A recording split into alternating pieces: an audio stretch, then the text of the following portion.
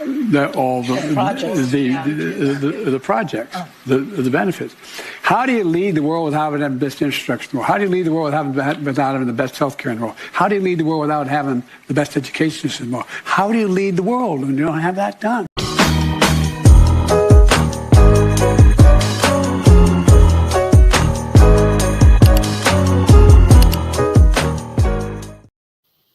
What's up, everybody? I'm KJ along with Michelle Talkington, and this is Christian Conservative, your trusted source for bold, unfiltered news and analysis on the issues that matter most to Christian conservatives. How are you doing tonight, Michelle? Oh, I am so great tonight. I'm excited about the topics. It's been a busy day. Just today, let alone last week. And I mean in the news, in national news. What a wild couple of days. Yes, indeed. Yes, indeed. Huge news day today. And as you mentioned, over the last couple of days, we are going to get into it all, from faith and family to politics and culture. We tackle the hard truths and stand firm on biblical principles. So you guys got to join us as we expose the lies, defend our values, and fight for the truth in a world that desperately needs it. So guys, hit that like button as you start to come in. Please hit that like button. It really helps to get our video out to a wider audience. And this is what we want to do, especially with the content we have on here, standing on biblical principles. We deeply need that in this time. So please hit that like button and subscribe if you haven't done so already, so you can stay informed, inspired, and empowered. All right, so we already have a super chat for tonight. All right, Kung Fu CJ says, "To God be the glory, ladies." Thank you so much, Kung Fu CJ. Certainly appreciate you. Thank you. Yes, indeed. To God be the glory, and He is the anchor for my life, as I know He is for yours, Michelle. Yes. So let's get into this. So you guys saw at the top of the show, former President Biden is back. He was on The View today. I gotta say, before we really get into this, it was tough to watch. It was very hard. Yeah, Michelle. It is awful what his family, so-called friends and supporters, the media, is doing to this elderly, senile man. I mean, he can barely get a sentence out, a word out. Yeah. So, I mean, how much of this do you blame on Jill Biden, Michelle, if anything? You know, I'm going to have to say at this point, she's 90% responsible, culpable, because if this were my spouse or your spouse or our children, we know we're the caregivers, primary caregiver, primary advocate. But that's why we know that she was one of the ones behind the scenes. This is her money-making deal. She's managing the money. He's not doing anything with it. So this is her. She is doing this. And you're right. It was hard to watch. And instead of really watching him, I was watching the hosts and the commentators and the people doing interviews. I'm really trying to see if their reactions are authentic, or how hard they are trying to pretend that this man is normal. That was what was baffling me. Absolutely. And I've got to give it to Alyssa Far Griffin, who I am not a fan of her. She generally does not stand up for conservative principles on The View. She's an awful representative generally of a conservative, of a Republican, but she was pressing him on many questions. Here is another exchange she had with him when she talked about his obvious cognitive decline over the last several years. This is clip 1. Take a look. Mr. President, since you left office, there have been a number of books that have come out, deeply sourced from Democratic sources, that claim in your final year there was a dramatic decline in your cognitive abilities. In the final year of your presidency, what is your response to these allegations, or are these sources wrong? They are wrong. There's nothing to sustain that. Number one. Number two, think of what we were left with. We were left with a circumstance where we had an insurrection when I started. Not since the Civil War. We had a circumstance where we were in a position that the pandemic, because of the incompetence of the last outfit, end up over 1 million people dying. And we're also in a situation where we found ourselves unable to deal with a lot of just basic issues, and which I won't go into in the interest of time.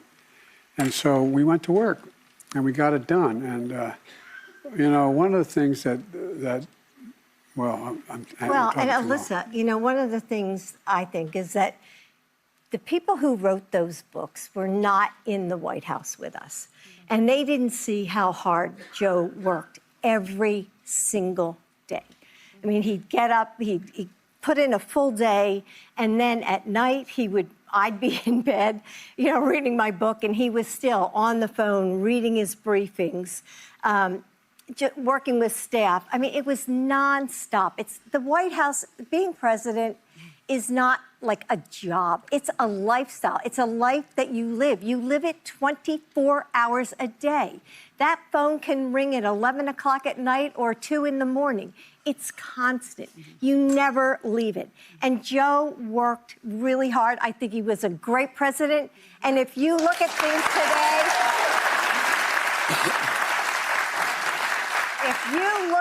today, give me Joe Biden anytime.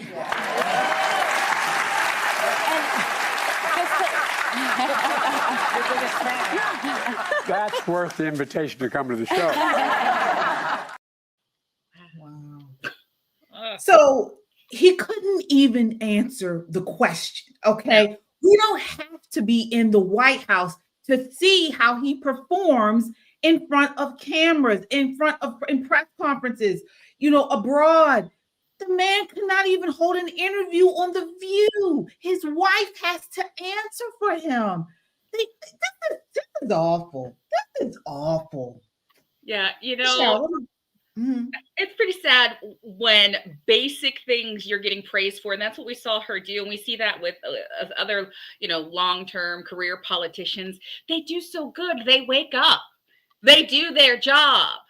They work long hours. They get calls in the middle of the night, which I highly doubt because his staff has already come out and said, look, the man's in bed 9:30. So we know that doesn't happen. But you know what? She was describing to me. I was like, yeah, so does every mom across America. You just described being a stay-at-home mom.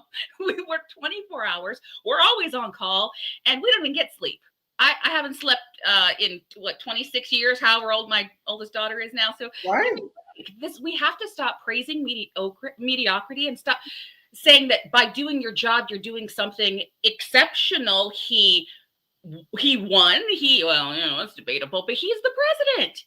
Right. He's expected to do his job, and he can't even get through sentences. And you're right. She didn't have to actually answer for him. She enjoys it. Yeah. He is clearly running cover for this man, and they are like putting him out like the carnival or the state fair prize pig, because they are still trying to get any type of money, whether it's a book deal, whether it's a library that they're going to do like the Obamas. They are trying to milk him for every cent they can get. It's sad. It's so sad. I think, KJ, what I would like to see is what deals they made with him. This could be part of the deal that they made with him when they said, hey, will you step down? So I'm not counting that out, that they guaranteed him a certain amount of appearances, a certain amount of support if he would just get out and let Kamala Harris take the reign and run against, President Trump. So I question some of this, if that's just the residual that we're seeing, because any normal person would say, okay, he's done. We see how bad his polls are. He can't. It was just a couple weeks ago. He was tanking on stage again. We know how bad he does when he's out talking. It's got to end. So that's why I'm concerned that this is just part of a deal they made beforehand. This is desperation. Yeah. And talk about the books. Now, again, many of these books didn't really come out until after the election. But of course, Jake Tapper wrote one where he alleges that President Biden's cognitive decline was evident but concealed by his inner circle. There was another one, an author, Chris Whipple, called Uncharted. He also talked about highlighted moments of, as he quotes, fog of delusion regarding Biden's capacity to serve another term, and how his family and advisors were, talking about this. Another book written by Josh Dossie, Tyler Pager, How Trump Retook the White House and Democrats Lost America Again. This work details the internal debates within Biden's team about administering a cognitive test amid growing public concern over his mental acuity. I mean, the list goes on. Now, what's really a very sad, and we talked about this before, just total awful that the press didn't talk about this. They helped his inner circle cover this up all through the campaign. But this was known. We were all talking about this as conservatives day in and day out. And you have the press saying there's no there there. So here he is in this exchange talking about President Biden's first 100 days. This is clip 3.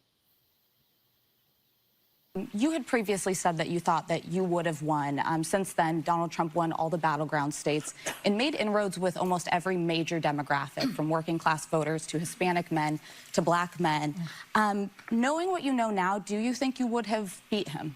Yeah, he still got 7 million fewer votes. Yes. There you go, okay? A lot of people didn't show up. Number one. Number two, they're very close in those toss-up states.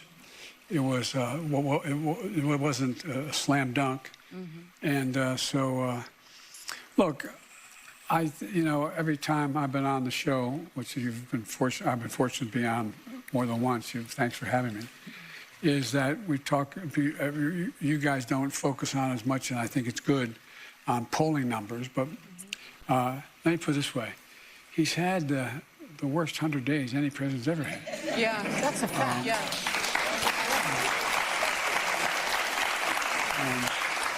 And I would not say honesty's been a strong point. You, sir, are dishonest, and it's a shame. It's a crying out shame. Michelle, what's your response to that? Well, we're going to have to just, open the dictionary and find out what facts are, truth, reality, which we know the left is not accustomed to, not fact, not truth, not reality.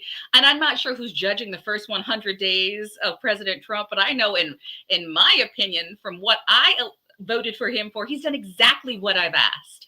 And they're upset now because polls are still showing that he would beat Kamala, that he is still more liked. So he actually has had a fantastic 100 days. It's just beginning. And I love that this was right before we have the tariff agreement with Europe. With it's just rolling in. So it's just, again, it's sad. It's a farce.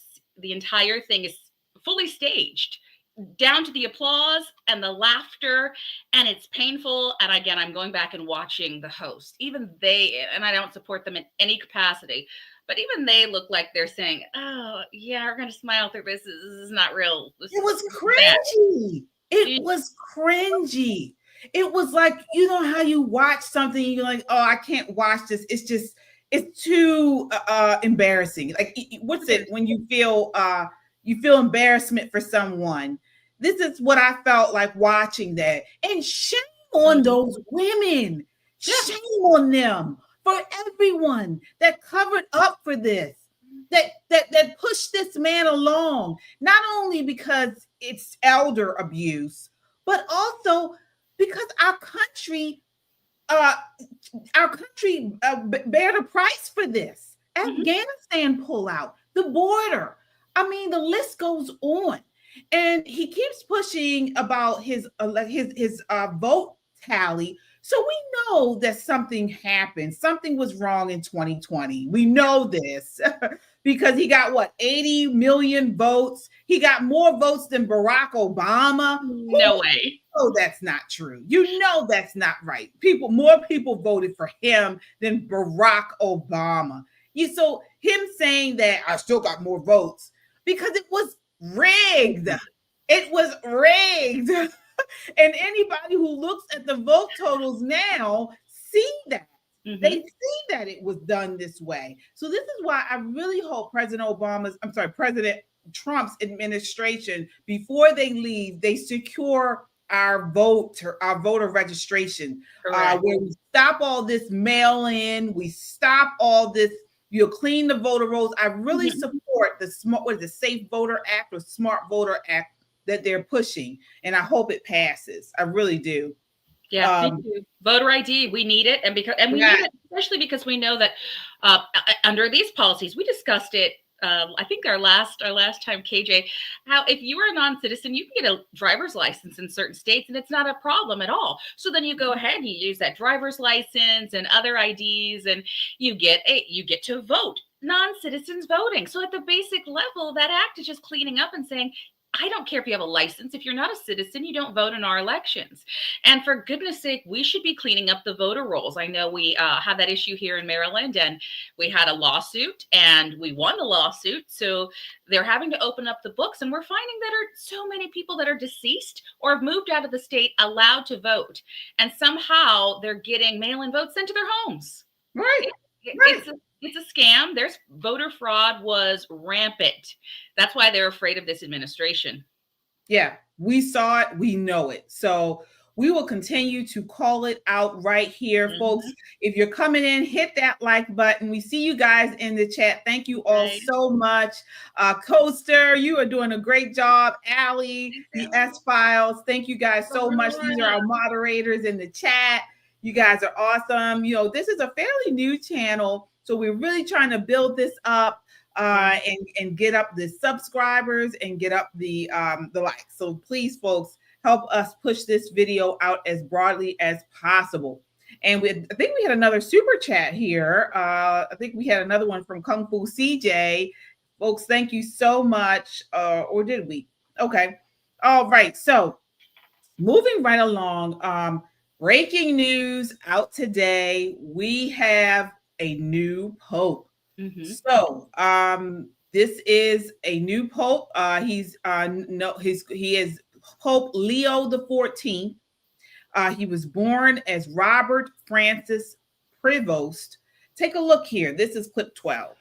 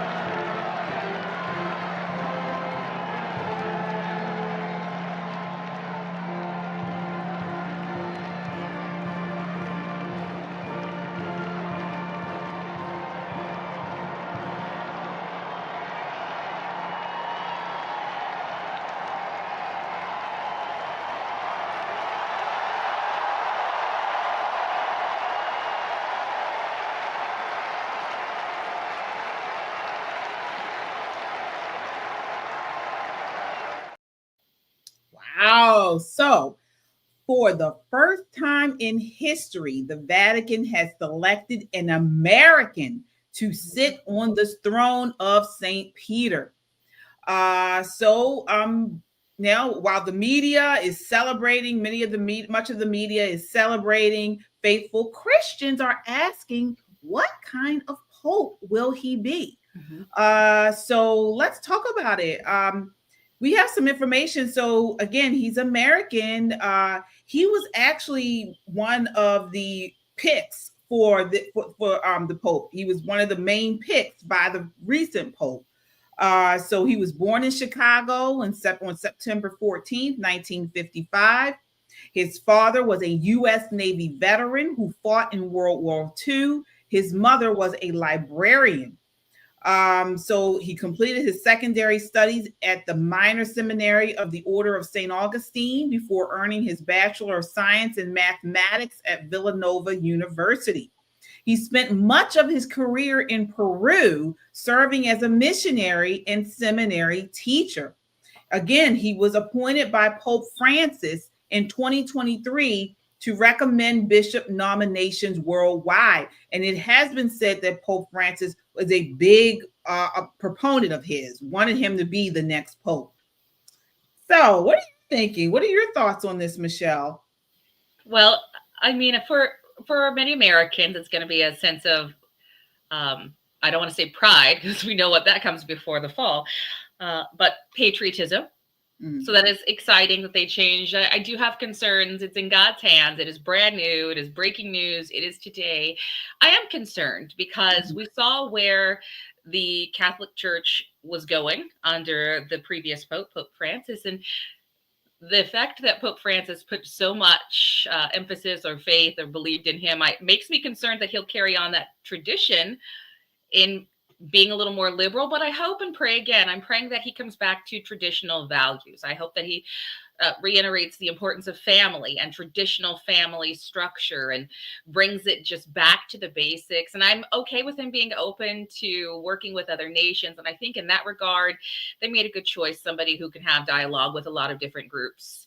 Yeah. But again, I hope it comes back. It comes back to biblical principles. That's what we stand on here, right? Christian conservative. Bring it back. He's now in charge of what, 1 billion people who follow that.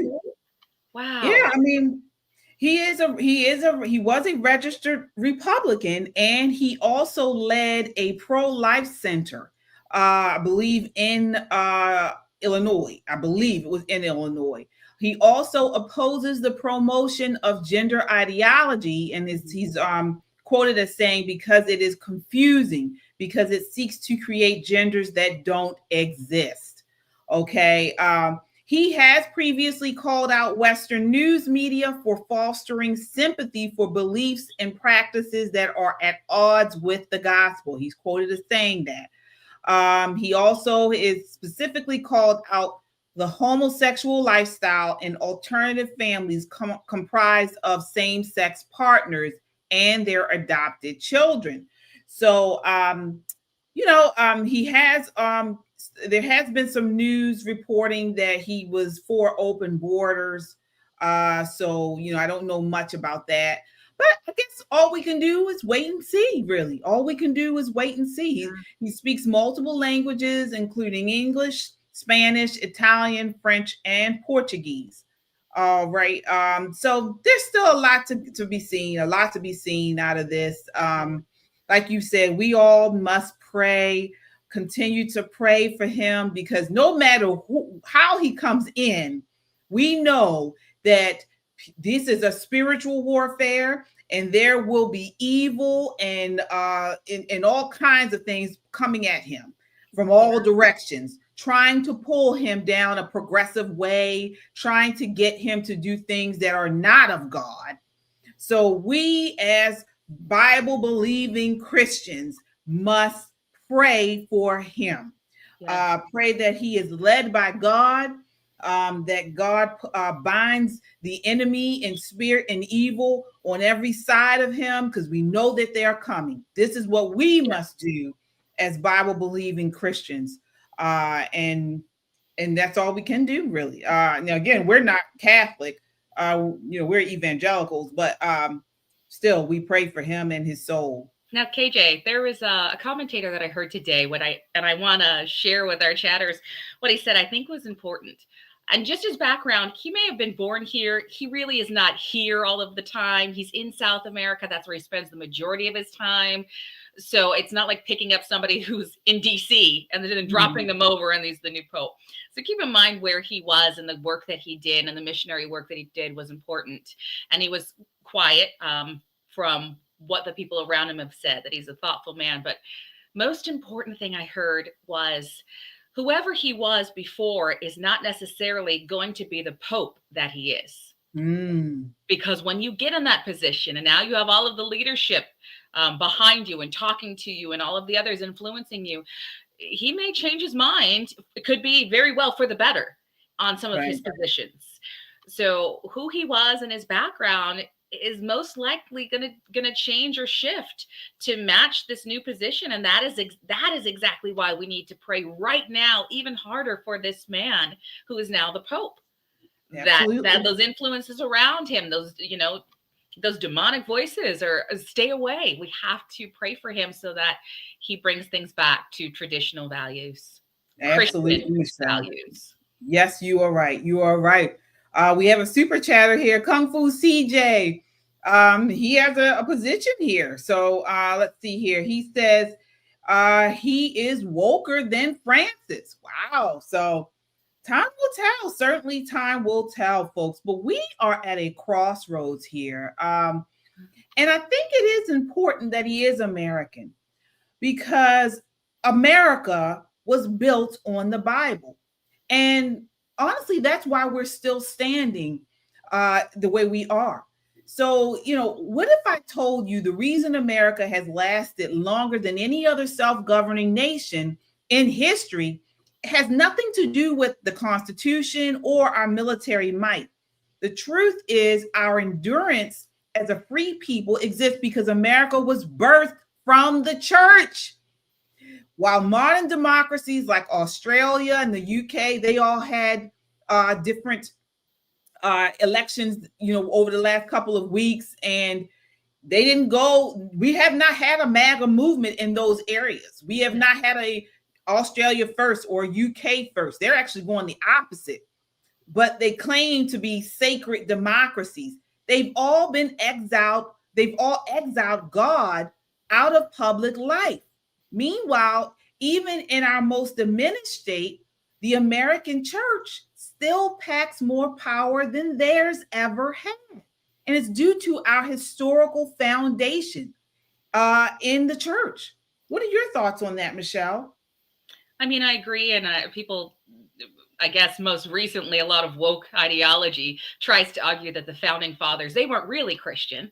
They didn't really believe. They weren't, you know, they didn't really write passages or base the Constitution on the Bible. And I would say, well, you probably believe in Common Core math too. So there's that. So it's just, no, they did. And they knew better. They were inspired by it. They were inspired yeah. by the Bible, biblical principles. Go back and not just look at the Constitution, look at the conversations that they documented when they were creating the Constitution. And they would literally argue biblical principles on the floor and in their side meetings. There are so many documents and journals that you can go back and read where the founding fathers, all of them, and for the 100 years would discuss the Bible. And these discussions would be had in churches, Christian churches, because that was a type of town hall or town square. You would have churches. It was not this notion of separation of church and state, because that is not in the Constitution. So yeah, we are a nation founded on Christian principles. You don't have to like it, but that's what we were. That's what we are. Not only that, just if I could jump in, like what you said about the Bible, you know, back in what was the 1600s, 102 pilgrims of the Mayflower landed on Plymouth Rock. We all know the story, but the Bible was the most widely read book in colonial America, inspiring them all. Pilgrims, the founding fathers, educators, the clergy, political leaders, and the public at large. It was the most read book. So, like you mentioned, all this was out of biblical inspiration. Yeah. It was. We have to stop pretending that people didn't read the Bible and pray in churches recently. I mean, in recent history, look at the 1950s and 60s. This new generation or two generations wanted to erase all of our history, and that's intentional, because if you can go back as far as you can and start taking out God and taking out Christianity, you can easily destroy this nation. Oh, yeah. Easily. And I think the reason that it's so important, KJ, you and I have discussed, and I've shared with you, I was at a convention recently, and we argued to keep the name of God in our conversations, that we should be able to mention God. We should be able to keep Christianity and Judeo-Christianity faith and values in the Maryland state constitution. Stop trying to remove God. And the reason is because we're Christian, we are so accepting of other religions. Go overseas, go anywhere, and see if they let things fly the way that we do. It's because we're Christian. It's because we believe in other people. And because God gives us choice and free will, we as Christians exercise that same right. We allow you to be here, live here, you know, believe how you feel. We'll accept you. We'll pray for you. But we take that away and we just open the floodgates for literally all kinds of demonic and dictatorship, which, you know, left likes to throw that word around, but it is our Christianity, our very values and faith that make this nation so great.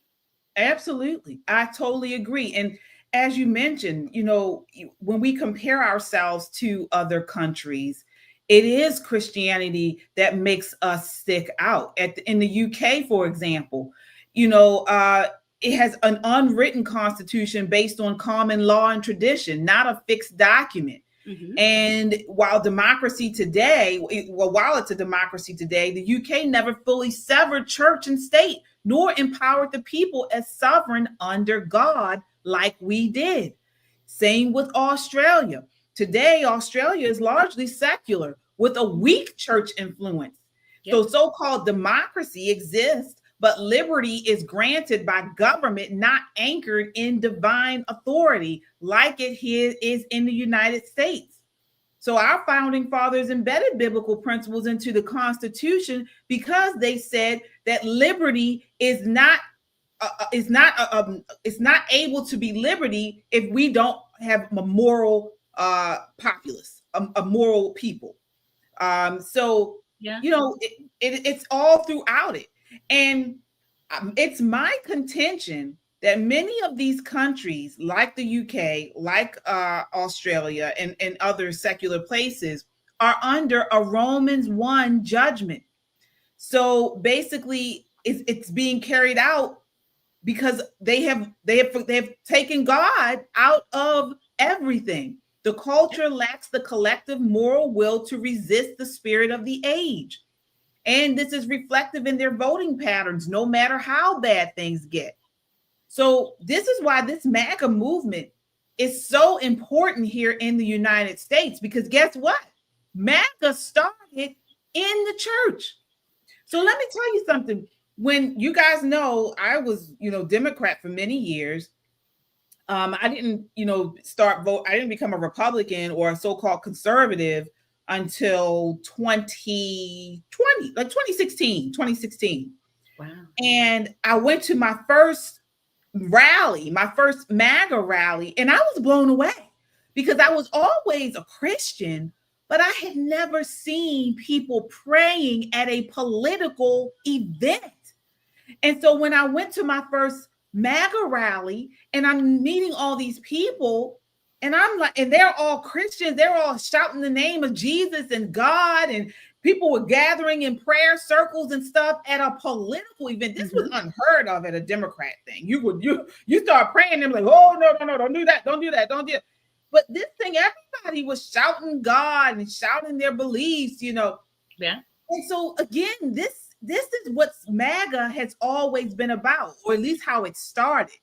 We are seeing spiritual warfare play out in the natural realm on a regular basis in our time. And MAGA, this populist movement, was based off it was based off of religious people. What are your thoughts on that?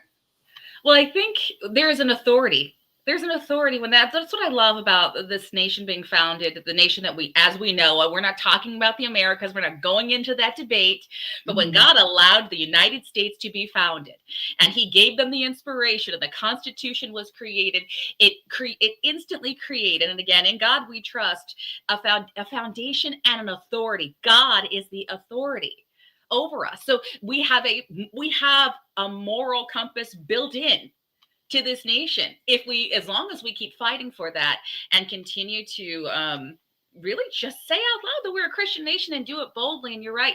I've been to so many conventions, Republican events, and women that I've just stopped and prayed for. I mean, I'm walking in a hallway. There's cameras everywhere. There's news reporters. We don't care. We put our hands together. We are praying for one another, and we're not ashamed of it. And we're just, it's Romans 1:16. We are not ashamed of the gospel. And you get an entire room full of people, an entire convention center, a conference center, a rally that's not ashamed of the gospel. It is a beautiful thing. And we are accepting. I don't go to those and see everybody looking at you wrong and calling you names. Hey. Left tries to say, no, everybody's welcoming. It don't matter if they have a cowboy hat on, a jersey, it doesn't matter. They're just welcoming, excited to be around like-minded individuals. Really, they're just there for freedom, for lower taxes, for less government, and just let people be people. And yeah, we're going to pray to God.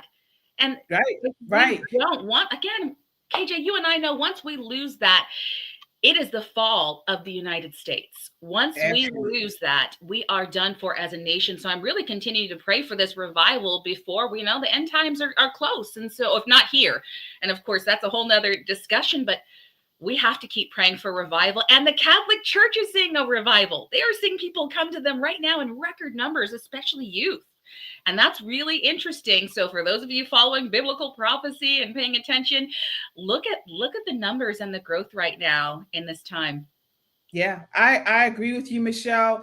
And so, and this is why the church needs to stop watering down things just to be popular or seeker friendly. We've got to get back to serious, committed discipleship, building up strong believers who live boldly for the truth.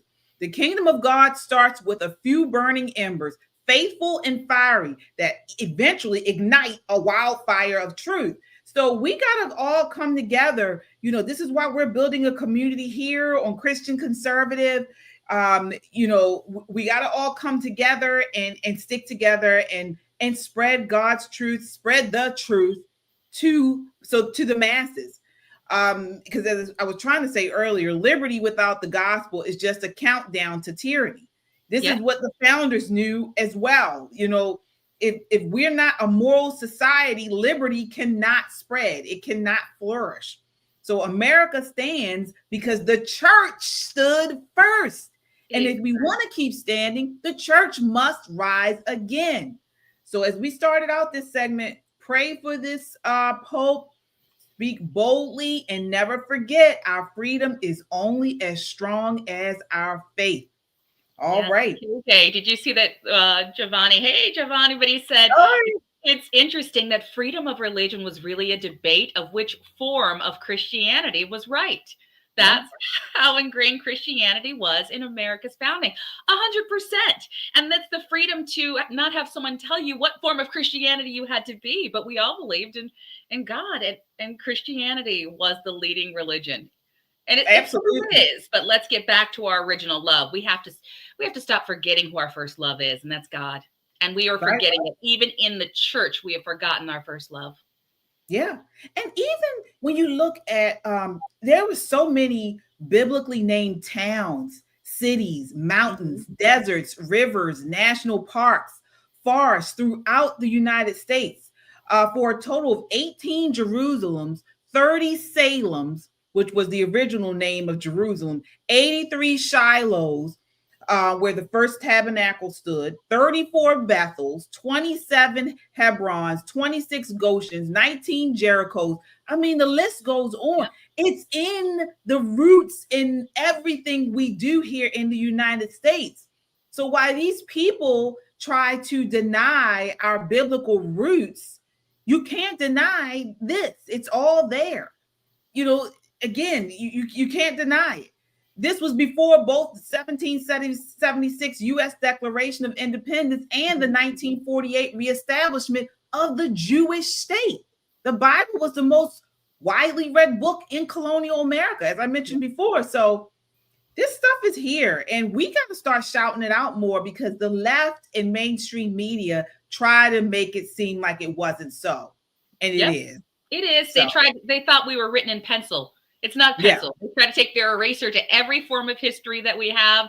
They've tried to demolish it in every way that they can and rewrite it with marker and pen and highlighters of all colors, matching their LGBTQT, whatever they want to do. But like I said, there's truth.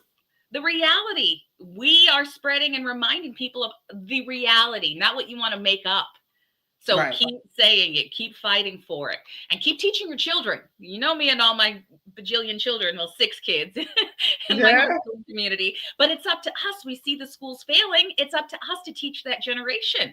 Just us, you and me and our chatters. And it's not going to come from the schools because they've removed it in so many ways. It's going to come from us. You're absolutely right. And speaking of that, we got to go to this next clip about the school board in North Carolina. So a North Carolina school board meeting turned hostile after one board member lashed out at a Christian board member proposal to adopt a prayer before meetings. Take a look. This is clip 4. I respectfully make a motion to include an invocation to our agenda and meetings moving forward. How much prayer do you need? How much God do you need? We say under God, we say it. Why do we need to say more? Everyone who's sitting here still now are professionals. They come to work to dedicate their lives to children. They didn't come here to pray with you. If you want to pray with them, take them to church. You want to be evangelical and do that, go for it. But not on my time, not on their time, and not in this community's time.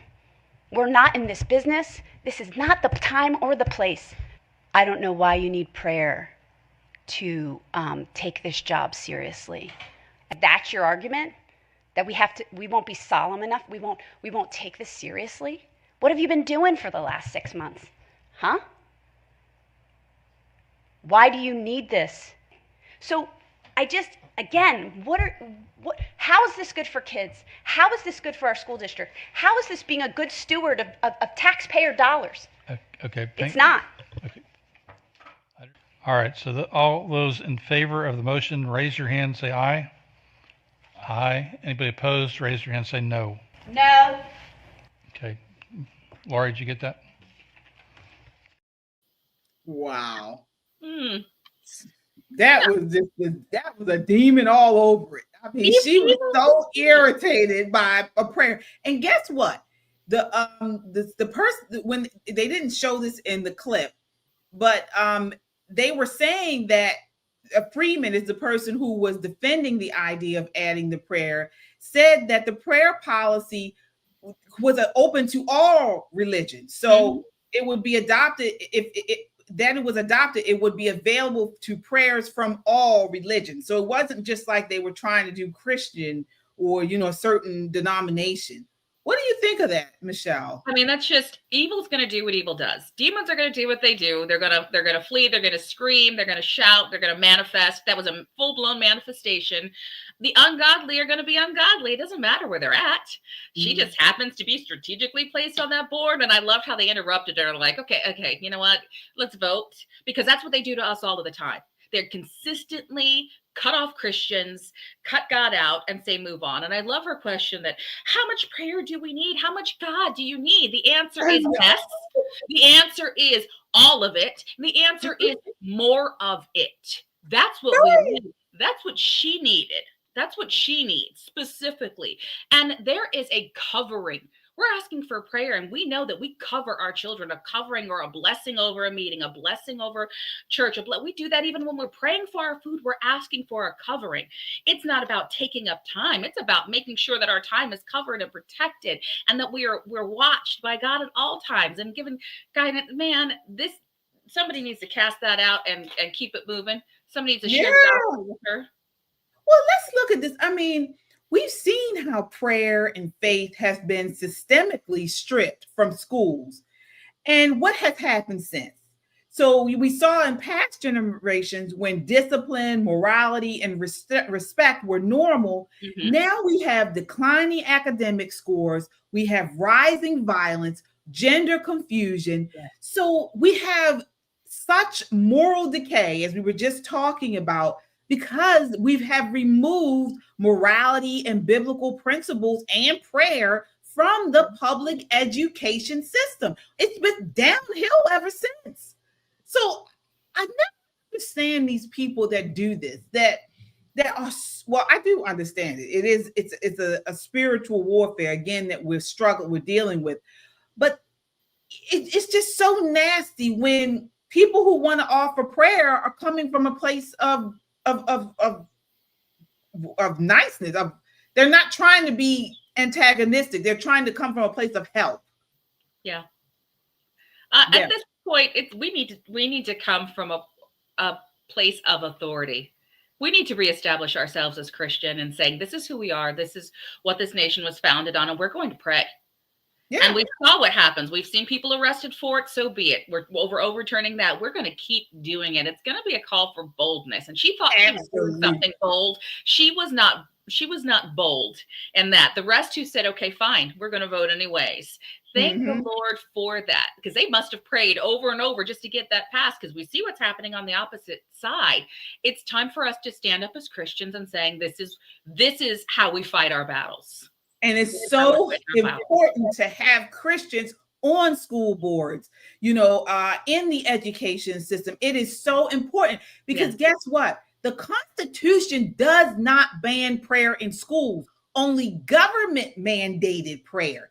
But we, as people in the school system and on the school board, have every right to pray in schools. And so this is why, folks, please hit that like button and spread this far and wide. We need more Christians in every single space because they cannot prohibit us from praying. No. And we're going to keep doing it. That's right. They're going to try, but there's no legislation.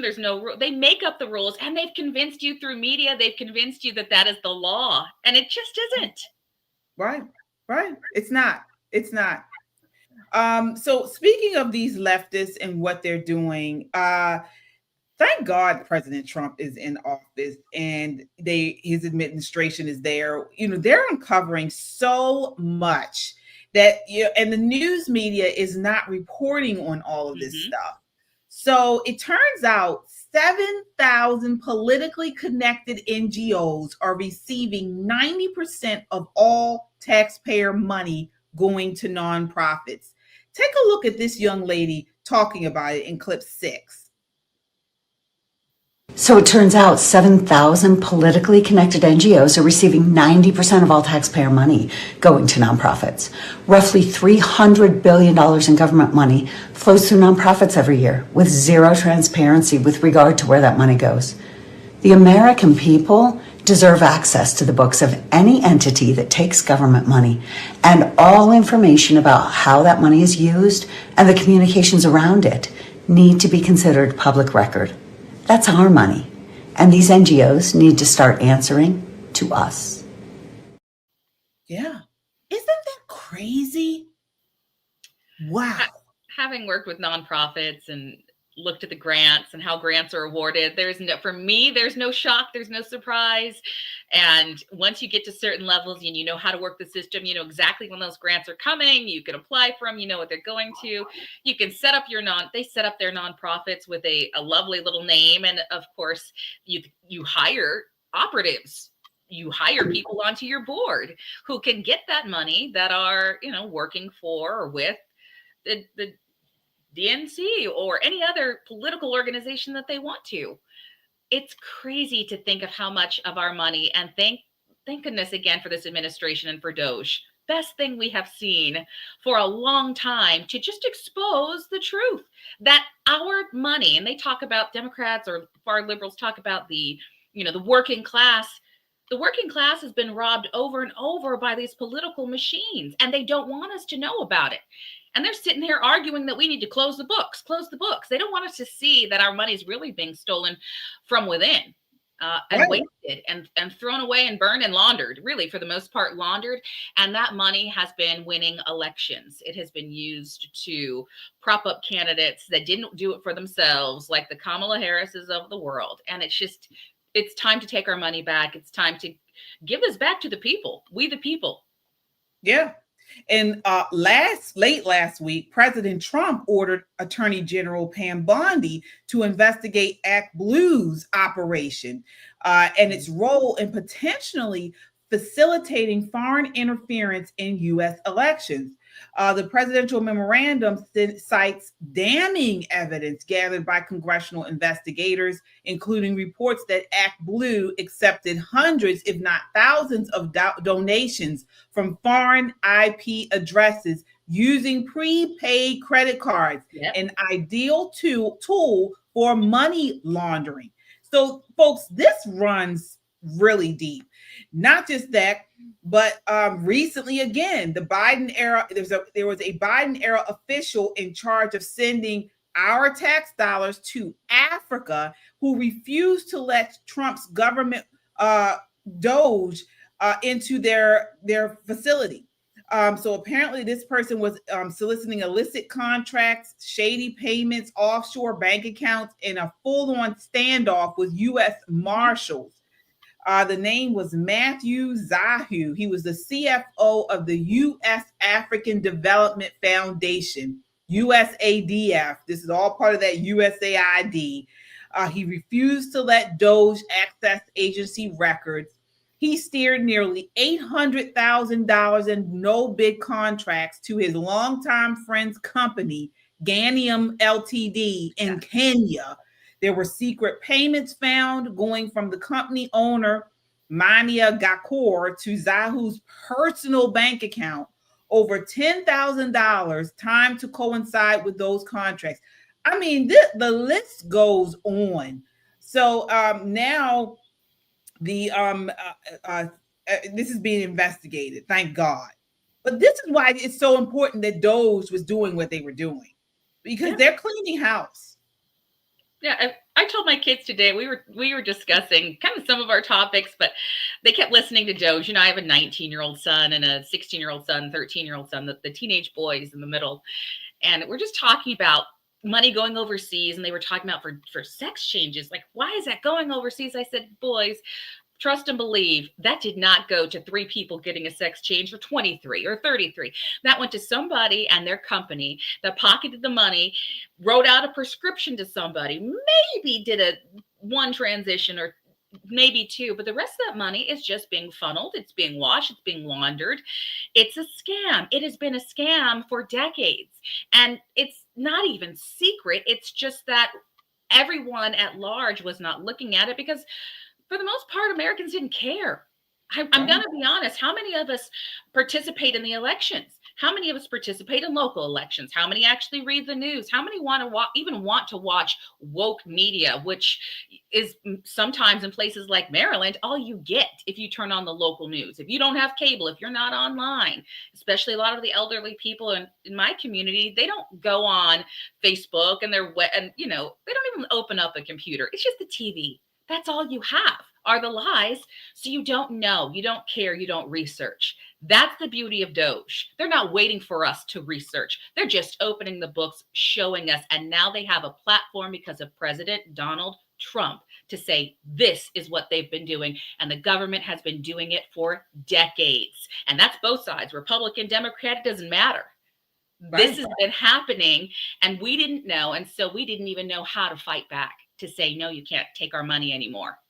You're right. You can't send it there. You're right, Michelle.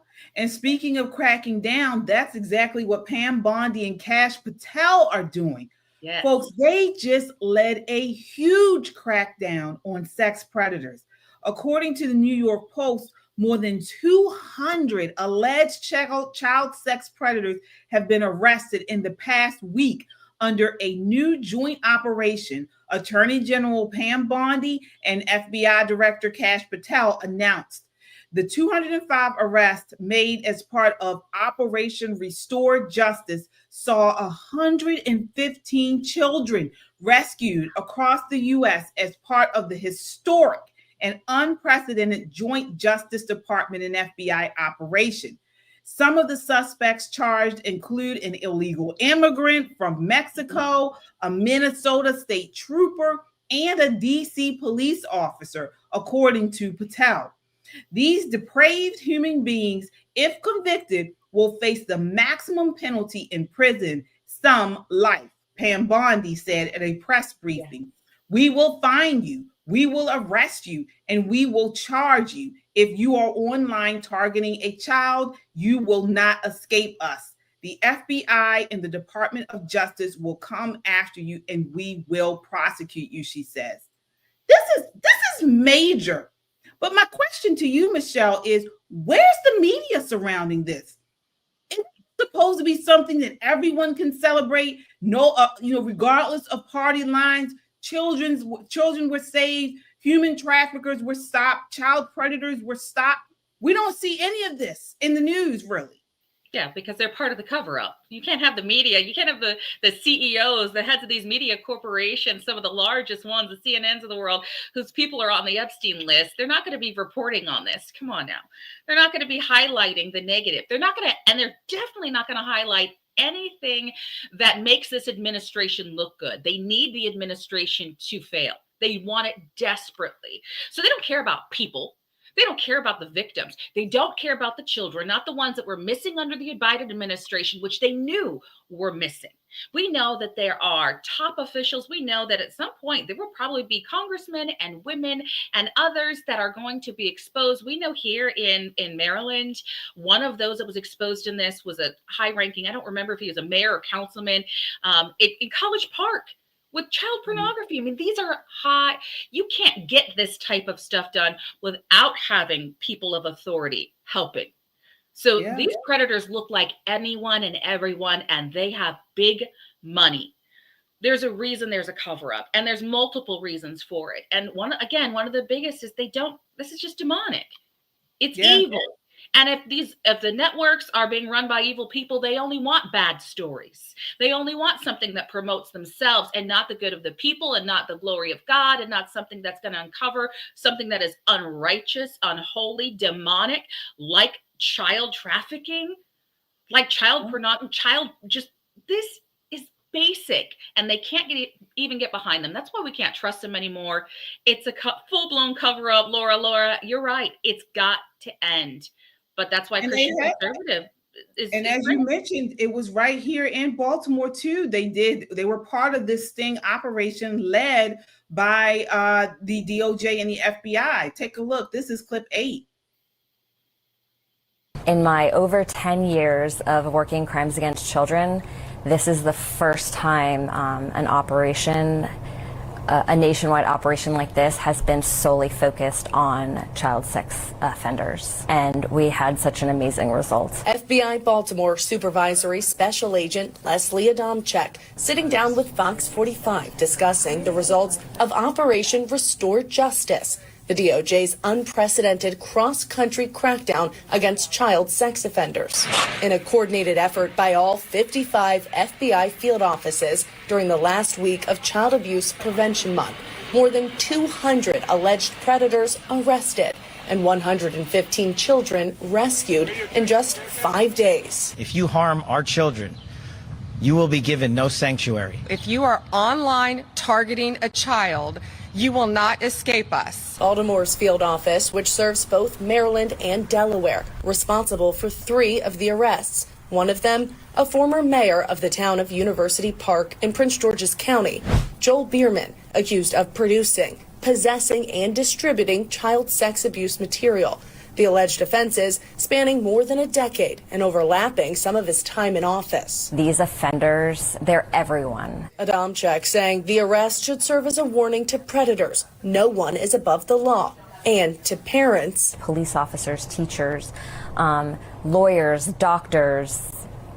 We've arrested all sorts of people that you wouldn't expect would be arrested. So, parents should be aware that it can be anyone who's exploiting children. Wow. Did you hear what she said? She said this was the first time ever anything like this had taken place. Wow. What was the Biden administration doing? These people just didn't pop up within the last couple of months. These people have been doing this for probably years. Decades. And the Biden administration sat by and did nothing. Oh, no, they didn't sit by and do nothing. They opened up the floodgates, and they even allowed us, our own government, to lose 30,000 children. They didn't do nothing. They facilitated it. They encouraged it. They covered it up, and we are still missing children. And in 5 days, they found 115 children that we know to be dead or missing. 5 days. What could they have done, and what are they going to do in 5 weeks' time? You're right. The first time we got together with this novel idea that let's go after the criminals and those who are hurting and destroying and doing the most diabolical things to our most vulnerable, our children. That's not novel. That's basic common sense that we should have been doing. I am glad it's being done now. And the only thing I wish that the two had said is with a pencil. I need them to go full John Wick on this. I need to go after them with everything, because this is this is outrageous. I can't imagine. It's hard to listen to. It's hard to know and to see what they've gotten away with and for how long and how many children are harmed. And we sit by and do nothing and have the left have the nerve to be upset when these criminals are put behind bars or sent back to their home nations. Oh, we know that they're trying to normalize this type of stuff. Yeah. They're trying to normalize it. And as we have been saying over and over again, this is demonic. This child sex abuse, particularly targeting children, isn't just a tragedy. It's demonic. And behind the headlines, beyond the courtroom, this kind of evil is spiritual at its core. This is why channels like ours are so important, because we need to connect the dots between what is happening here and the physical and the spiritual. The exploitation of innocent children, like you mentioned, Michelle, that has been pushed and by the government over the last several years, it is done intentionally. Not just the work of sick individuals, it's the work of hell itself. And if we don't confront this, if we don't push back against it with the full weight of truth, justice, and God's authority, we're complicit in letting darkness reign. That's it, folks. We are supposed to be the light of this. If we don't continue to speak out against it, darkness will reign. And it's simple as that. And we shouldn't be surprised. I mean, they go after and they want our children gone from the womb. It doesn't matter when they get them. If they can get them at a young age, teenage years, where they're finding them, that's what they're going after right now. They really want to destroy our children. They're using them as sacrificial lambs. Right. And we know this. So this is the base of demonic. No one can deny it now. They're going after them in education. They're going after them in culture. They're going after them in the politics. I mean, it is a concerted effort to go after children right now. And so we got to ask why, because it's spiritual. You know, in the Bible, in Matthew 18, it talks about how if anyone causes one of these little ones to stumble, it would be better for him to have a millstone hung around his neck. Scripture consistently shows that children are precious to God and under divine protection. And this is why they're doing it, because they know that if they are able to pervert children, then it trickles out. It's very hard to come back from that. It is. Sadly to say, it is. It is. And they're creating generational curses by this. Right. So even if those children are found or healed, they're looking, I mean, demons do, like the woman who was against prayer, demons do what they're going to do. They have a mission, they have a task, and they're very good at it. Right. We just have to be on our game. We have to be on task as Christians, as full believers, to do what is right and to protect and to defend and to keep speaking out on these issues over and over and not be fearful or just think, well, because mine aren't affected, then it shouldn't bother me. No, because this is going to change. This is changing our world. This perversion is from the very beginning, younger and younger. They need that to fall. They need Christianity to fall. They need the generations to fall and be destroyed. Right, Michelle? And what they're doing, and this is why, I mean, some people say, oh, why are you so, passionate about this? Why do you guys keep talking about this? Because what they're trying to do is normalize it. The drag queen story hours, the pornographic books in schools and libraries, the grooming under the guise of gender exploration. It's all part of a slow motion moral war on children. The left's obsession with removing parental rights and sexualizing kids is opening spiritual doorways, folks. We cannot remain complacent about this kind of stuff. Even if it seems small, we gotta stop it where it is.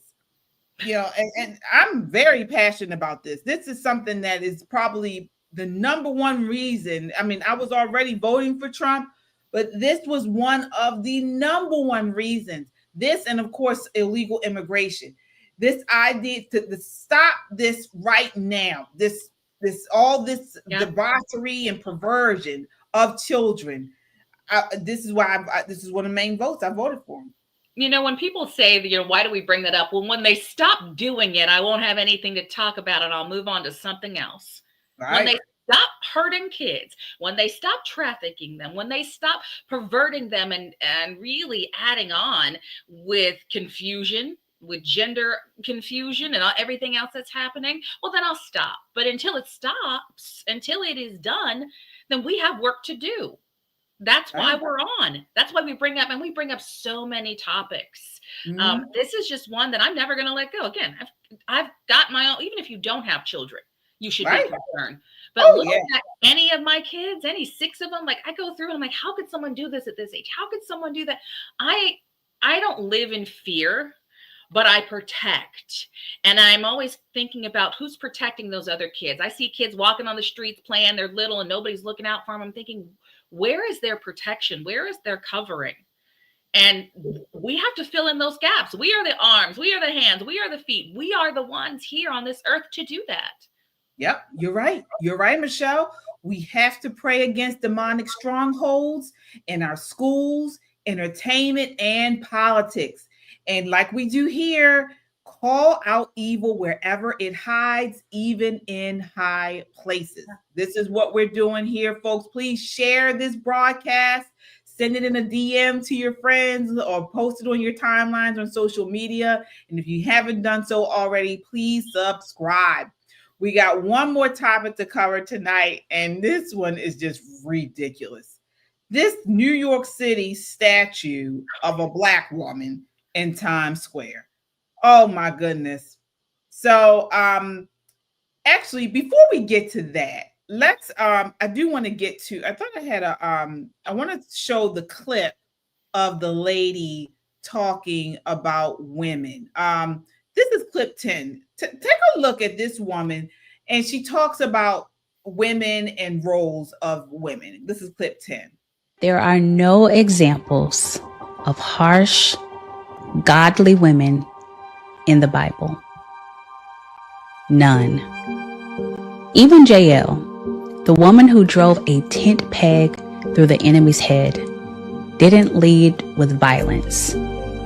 She gave him warm milk, covered him with a blanket.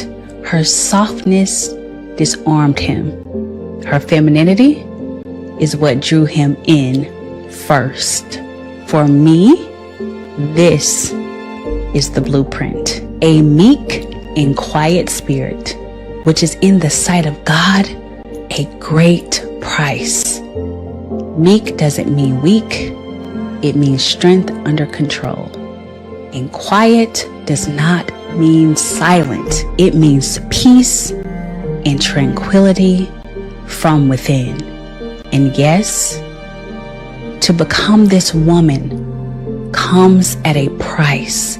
But if it's valuable to him, the cost will never, and I mean never, outweigh the reward. Every day, we get to choose. Will I be the woman who is harsh, brash, and easily offended? Or the woman who is trusted, spiritually mature, and clothed in quiet strength? One makes noise, but the other, she carries weight. Wow. So, what are your thoughts on that? I'm actually having to talk a little more gently now because listening to her. What are your thoughts on that? I'm not gentle. I'm definitely fiery. I agree with her talking points, and I think even after listening to that, I went back and, one of the women in the Bible that I love so much is Deborah. And I've been compared to her so many times in my story and my fight, because people will come to me for prayer or to decide things or to give advice, or I'm, kind of in the battlefield in the trenches on fire. I'm a fiery person. And that's true, but there's a wisdom. There is a grace. And I think that's what I like and agree with in what she was saying, because we've come to the point where that we've discussed it, feminism, and really toxic feminism, if you want to talk about toxic masculinity. This feminist movement has gone so far to the left to say that we can be as strong, we can be these fierce warriors, we can do a lot of things, we can do all of these things, we are women, we are strong women. There's a choice in how we approach it. There's a choice, and we see that with Jasmine Crockett. We see these women that are just outlandish and loud, and they've taken it to the nth degree, and then we forget what God gave us, a certain amount of perspective and wisdom. We can sit back, we can be quiet, we can listen to things, and we can fight back, fire with fire. I'm not opposed to that, but I like the notion that all of the women, I had to go back and just look up all the women in the Bible, and I think she's right. Find me one that was looked at or called anything other than mild, or a strong woman who just wasn't loud and abrasive. Yeah. I don't believe that, we all have to be that way. But I do think that we have gotten so far from that. We have gotten so far from that type of woman that she described, and gone total opposite, like you said, with the Jasmine Crockett's and all this stuff we see on social media where these women are fighting and acting out of character, and this independent woman, I don't need a man, this idea that mothering and mothers are persona non grata now. That's not something you want to be. You want to be independent. You want to be, on your own. It's too much. It's gone too far. So when she talked about, this meekness but strength, femininity, I did like it. I did like that, especially in this day and age when we're seeing the direct opposite. And that takes me to this statue in New York City. So the Times Square Arts Association admits its new 12-foot bronze statue of an overweight Black woman is supposed to serve as contrast to the two white men who have statues in the neighborhood. Here it is. Take a look. This is clip 9. And communicate those inner worlds that we have, and sometimes we misinterpret with one another, to try and create an understanding and basically encourage empathy. I have a problem that you understand. We all need somebody to lead. Clap your hands, sing along. Oh, okay. So, I mean, out of all the statues you could make, that's what you did. This big woman with her hands on her hips. I don't see anything to be. I don't like it at all. I mean, what are your thoughts there, Michelle? I'm not a fan. Just stop. There was no reason for it. What a horrible stereotype, too. Like, that's how you want to represent a typical Black woman, and you're talking about being, our health issues and all kinds of stuff. They couldn't even find something classy for her to wear. Even the outfit. I was looking at that thinking, who dressed that mannequin? Like, it's one, you ever walk by a store and you're like, why'd they put that on that man? Why did they put that on her? A permanent fixture. That we should be offended. It's a joke, and just let the memes begin, because that wasn't very representative of anything but where the society is heading. And it's unfortunate. And what's unfortunate is, from the music to the whole thing, to me, is just silly. It's gone too far. When are we going to stop? And I'm just saying that for Black culture, when is this going to stop? Because you wonder why people have a preconceived notion of certain cultures. Well, when you put this out and you highlight it this way, that's not a good look. That was not. It wasn't even the woman. The statue of the woman wasn't even feminine. No, it wasn't even. You would think like they would have put a dress on her or something, because the face was. You couldn't really make out the face, because it's a statue.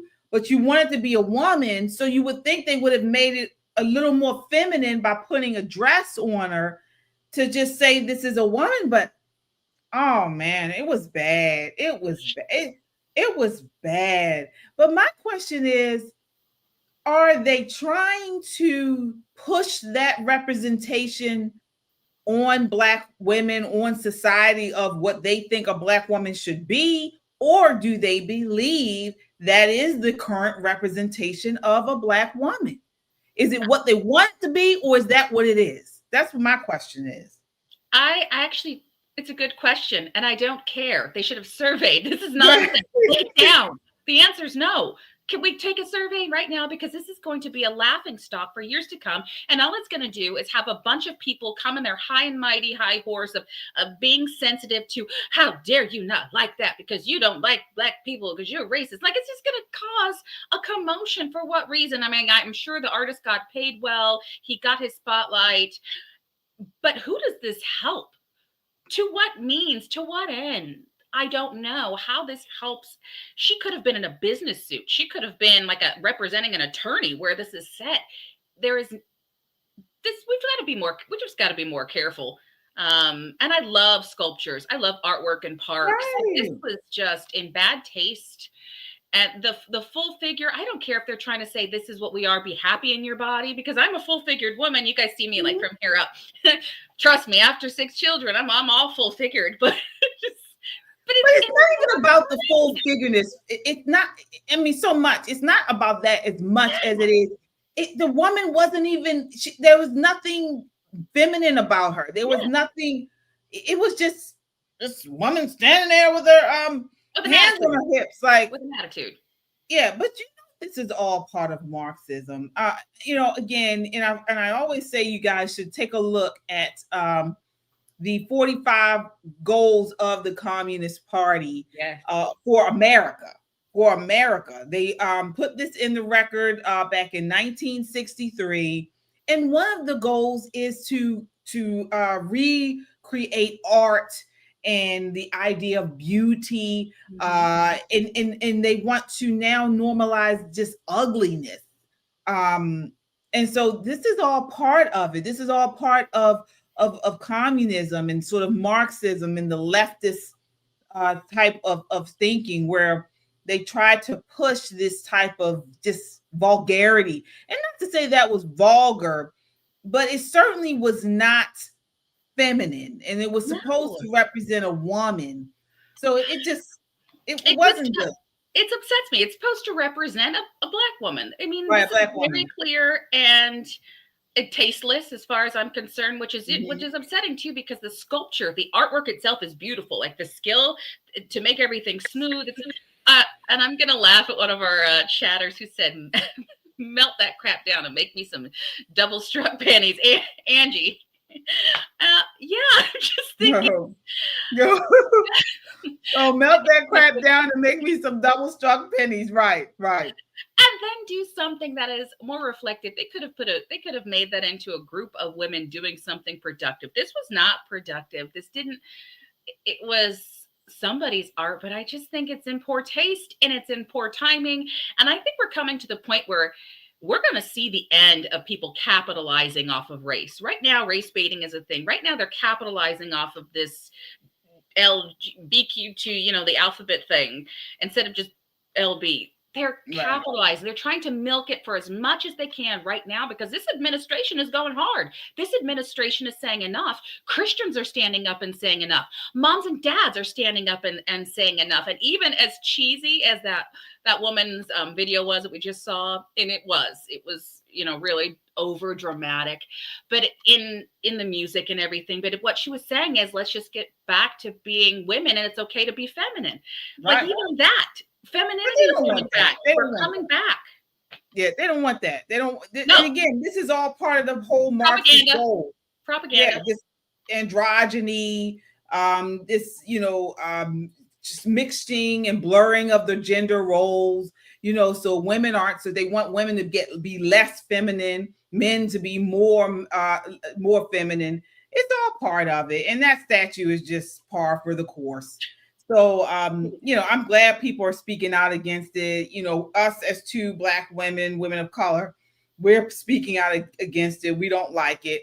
And it's not representative of us in any way. Yeah. Not at So, all.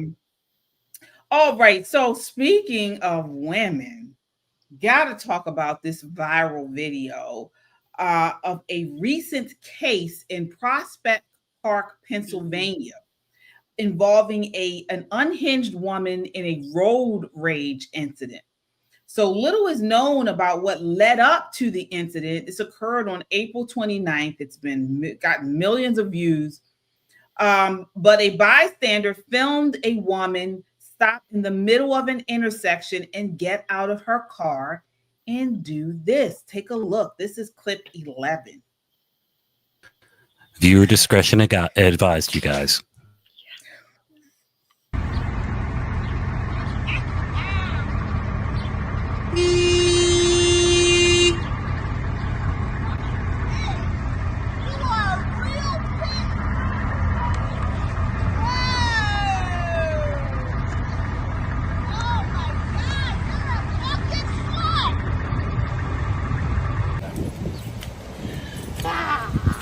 Can you tell us what happened? The lady chased me. She chased me and I asked her not to attack me. She chased you? I have a sickness. You said she chased you? Yeah, she chased me. And I got out and begged her to stop. Listen to her side. Yeah, you got a sickness, all right. And it's not about your colon. It's here. There. Right here. What in the world? So, of course, we mentioned the video went viral. NBC 10 Philadelphia says the incident started after one of the drivers allegedly cut off the other. The victim reportedly didn't contact the police, but authorities apparently became aware of the disgusting act after footage was uploaded to social media. The station says the pooper was identified as 44-year-old Christina Solometto of Ridley Park. She was taken into custody last week and charged with a string of offenses, including criminal mischief, disorderly conduct, harassment, indecent exposure, and depositing waste on a highway. The station talked to Prospect Park Police Chief David Madonna, who said he knows a lot of people are joking about the incident, but they're taking it seriously. He added, it can't happen in this community, and the recognition the town gets over this kind of thing is really unwelcome. Michelle, what are your thoughts? First, the whole thing is hard to watch and disgusting. But yes, when I saw her, I'm thinking Legion. I'm thinking, okay, well, that's just a demonic thing acting out. You can see it even in the way she laughs. You're like, something's not quite right in her head, because her laughter and the way she carries herself is off. So something is off with that woman in the first place. But what I like and don't like is the fact that this is getting attention. But it should have been getting attention during the Biden administration when there's homeless people pooping and urinating all over the streets. So she did it on a car out of rage. But we're allowing this to happen on a regular basis all over our streets, and it didn't go viral. In fact, it was like normalcy. We made it normal. We wonder why when we make things normal, we normalize things, and things like this happen. And this happens to be viral. Disgusting, viral. I'm glad they arrested her. I'm glad they're taking it seriously, because you don't need people repeating this. But the reality is this is happening, and this type of mentality, this kind of disturbing behavior happens all the times in our city streets, and we got to do something about it, put a stop to it. Yeah. It's just not a joke, and we're just spreading disease, and it's disgusting. It is. It is. I mean, just because you get upset in traffic, she couldn't win an argument, she got cut off or whatever happened. So she leaves a parting gift straight from the bowels of feminism. You notice this feminism stuff, no pun intended, but this is what they do. When you talk about the whole communism, Marxism stuff, they believe in this whole communal living, where, you pooping outside, and you're sharing partners and all kinds of stuff. I've never seen anything like that in my life. You know what? We see it in the zoos all the time. I can tell you right now, my husband's phone, there's probably 30 clips of apes like throwing poop all over the windows and tigers like spraying themselves. So actually animals do it all the time. Right. Which is why it goes back to, okay, something is wrong with this person, and we're going back and turning into animals, and God did not call us to be. We are separated. We are a different species. So when I see people doing animalistic things like that, I go back to something's wrong. Yes, she might not just need prayer. She probably does need psychiatric help to think that that's one way to act out for road rage. Oh, well, and that's poor officer. I know. And whoever had to clean it up. Yeah. It's two things that you don't want to do from somebody else's. Their poop and their vomit. Yeah. Unless they're kids, but a grown woman, oh my goodness. But it goes back to what we were saying, from the very beginning. Without virtue, there can be no liberty. And so, our founding fathers said this. They found this, obvious that this is why you need a society that is centered around biblical and moral character. They knew this. The ability to govern ourselves rests with our individual and collective virtue. And right now, we are living in a society that is devoid of it. It's really bad. Public virtue cannot exist in a nation without private virtue, and public virtue is the only foundation of republics. That was John Adams who mentioned it many, many, many years ago. And it's just as evident, it's just as true today, even more so, because we're seeing it play out. Yeah.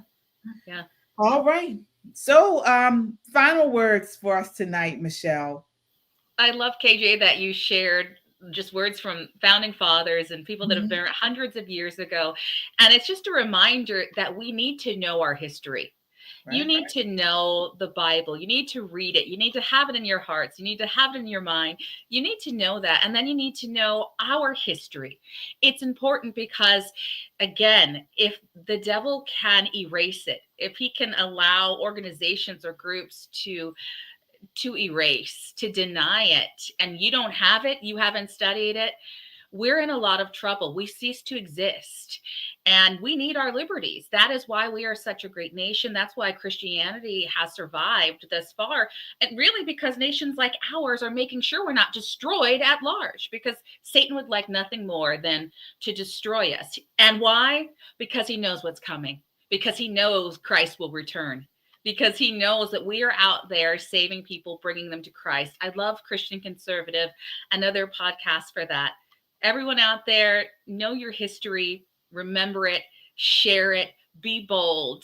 Don't be ashamed. Be proud of the gospel. Know it. We have a lot of work, and the world is changing so rapidly that it's going to be dependent on us and our prayers and what we do. And as always, to God be the glory. Absolutely. And I'll end on another one of our founding fathers, Benjamin Franklin, said, only a virtuous people are capable of freedom. Yeah. So please, folks, continue to like, share, and subscribe to this channel. Again, we are a fairly new channel, just getting going. Again, here, we have a goal to reach 2,500 subs by the end of June. So we want to do that here.